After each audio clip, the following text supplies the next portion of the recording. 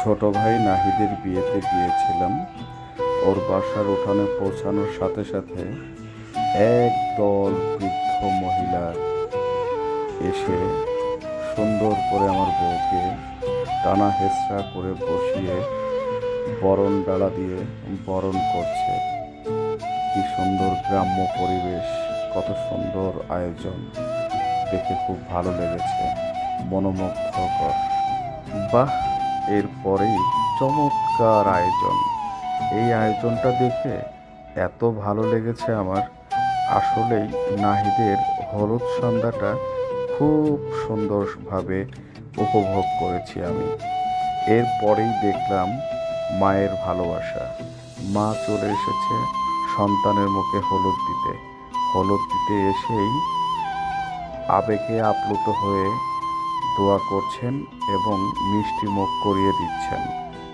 এই এই এইটা কি করে? দেবরের বিয়েতে ভাবি পাগল হয়ে গিয়েছে, কি নাচটাই না নাচছে, মাথা নষ্ট। আবার বলছে ওয়াও।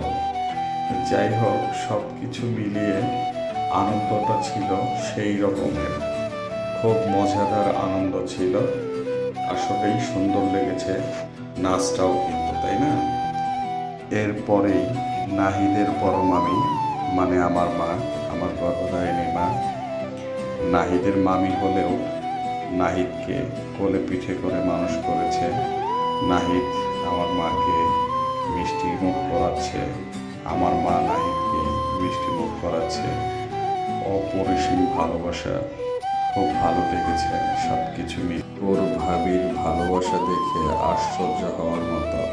ভাবি সাহেবা আবার চলে এসেছে দেবরকে আঙ্গুর খাওয়াতে, আবার ফটো সেশনও করছে এর মাঝে মাঝে।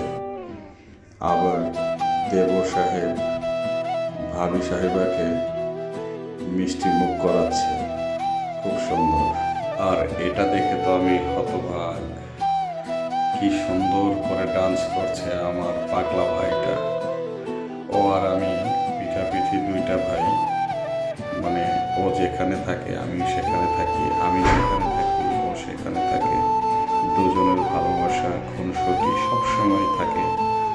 আর এটা বলে বোঝানো যাবে না যে আমাদের দুজনের খুনসুটিটা কত দূর গিয়ে থাকে। সব কিছু মিলে ও যে এত সুন্দর মজা করতে পারে এটা আমার জানা ছিল না। এই প্রথম দেখলাম ছোট ভাইয়ের বিয়েতে ও কি সুন্দর করে ডান্স করছে। ধন্যবাদ তোমাকে ভাইয়া আমার।